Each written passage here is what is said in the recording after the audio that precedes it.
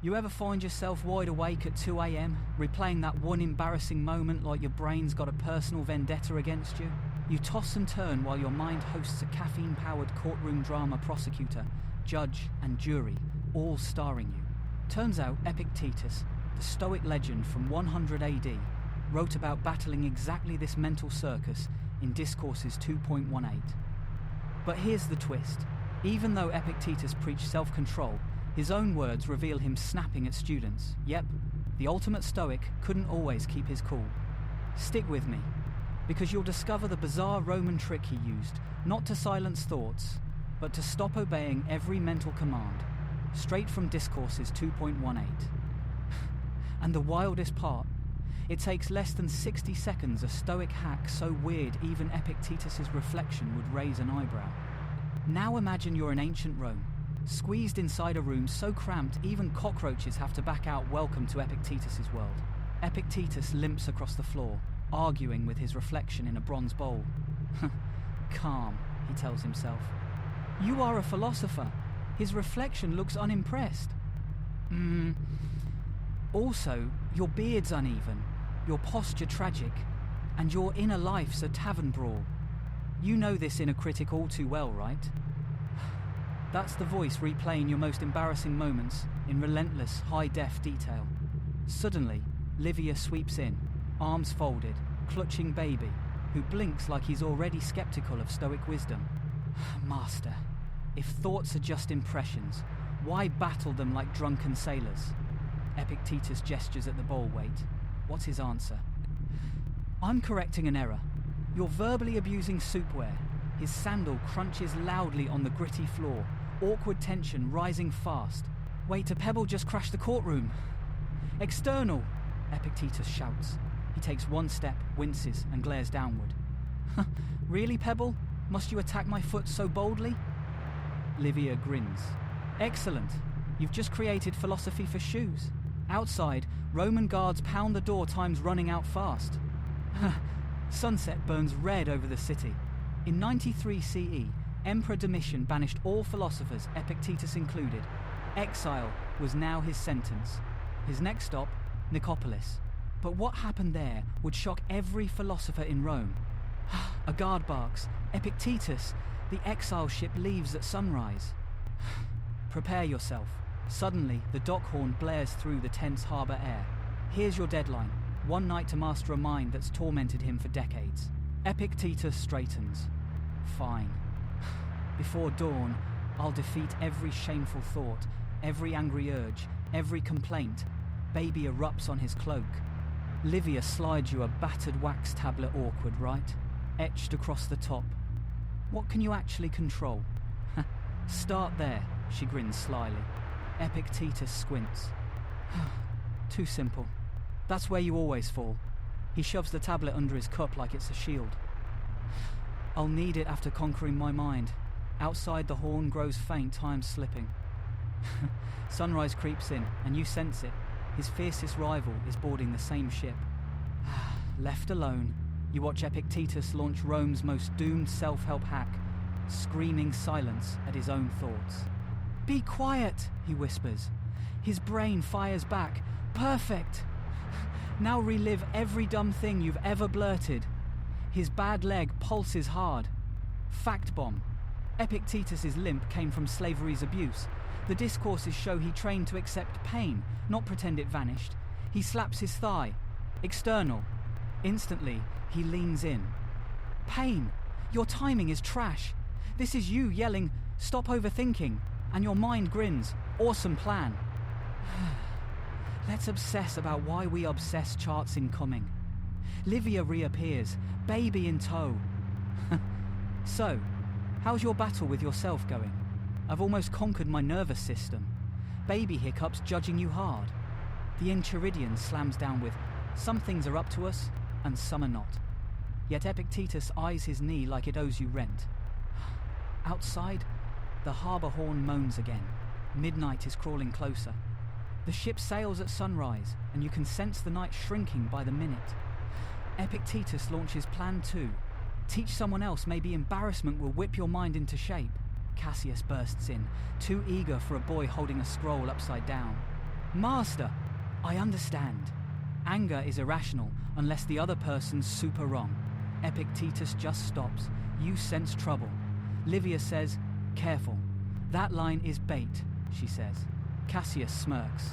Externals don't matter. Unless a student bombs, then they're everything. Epictetus's eyes lock on you. External. He spends 10 minutes roasting Cassius's answer, like a chef torching a 1-star review. Your logic, Epictetus says, drowned in a puddle and blamed the rain. Cassius stares you feel the burn. So anger's irrational, unless you're the one yelling? That hits harder than dropping your phone face down. Here's the sting you can't ignore. In Arrian's discourses, Epictetus calls anger irrational, but then he shreds students with sarcasm if they miss the lesson. Stoicism was never your vanilla-scented spa day. It was your gritty wrestling mat sometimes, you realise. The coach was the toughest opponent. Boots thud outside, the door opens. The elder appears, dock rope slung over one shoulder, calm as a sleeping catapult. Harbour's loading early, he says. Prisoners first. Philosophers after right behind sacks of grain. Very flattering. Epictetus swallows hard. The elder raps his stick. Exile isn't what bites you. Your judgment about exile is, Epictetus snaps. I know. A chain on your leg weighs less than one in your mind. The elder leaves old sages never help carry anything. Now panic gets a toga. Epictetus gambles everything. One last, perfect lecture at the dock before the sun even thinks of rising. You trail him through slick streets, his mind heckling every step. Ship lanterns flicker, time is running out. Rome smells like fish, fear, and bureaucracy. You spot a tense crowd gathering. Cassius grips Livia's hand. The baby blinks at the waves like you. He senses exile's sting. Epictetus throws his hands skyward. Tonight, I will demonstrate perfect self-control. Someone whispers about his limp. Another voice hisses about his temper, and Epictetus detonates. Rome, he shouts. A city so morally decayed it could corrupt a cabbage. This too has roots in the texts. Epictetus taught externals should not rule you, yet the discourses show him deeply concerned with students' behaviour and Roman moral decay. The counterintuitive truth is that Stoic practice is not pretending you don't care. It's spotting the split second when caring chains you down. Cassius whispers, is cabbage external? Epictetus whirls. External, the ship horn screams back. External, he shouts at the horn. Suddenly, the baby spits up again. In the frenzy, his cloak whips around your heart skips as the battered wax tablet crashes to the dock. Livia snatches it, wipes seawater away, then reads the jagged words as everyone holds their breath. What is in my control? For once, you see Epictetus totally speechless. Suddenly, the final horn before dawn slices through the harbour air. Epictetus inhales, points at the ship, begins exter, but freezes mid-word. You can almost hear his mind begging for the old routine. Shout at the horn, correct the horn, explain horn ethics for 10 minutes. Instead, he takes the chipped wax tablet from Livia. He writes, horn, then beside it, impression.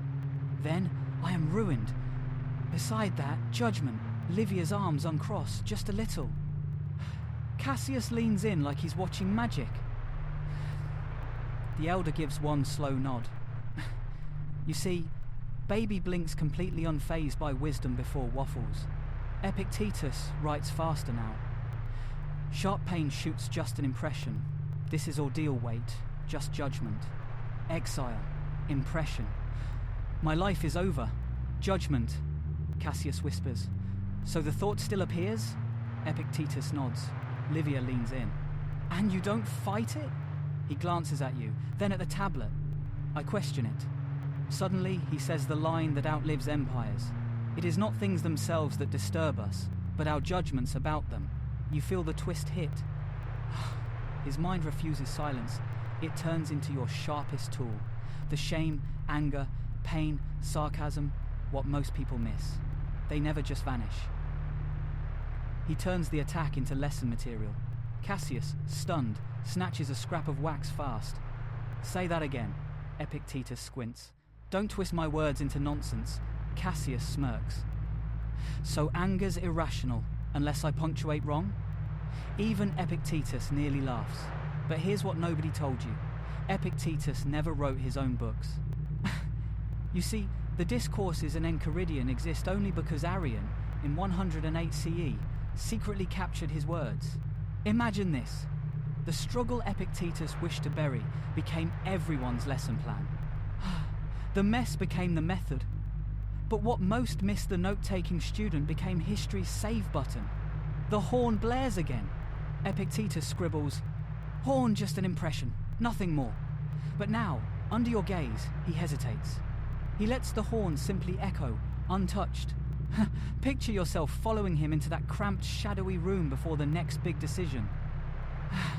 Same battered bronze bowl, same restless face, same limping, stubborn body. But now the war room is quiet. So the next time your brain drags you into a 2 a.m. courtroom, remember, you're both judge and jury. Now you know, one awkward memory doesn't define you, and you get to write the verdict. If you want more mind-bending ways to outsmart your own thoughts, hit subscribe, because next, we're unlocking secrets even your midnight brain can't argue with.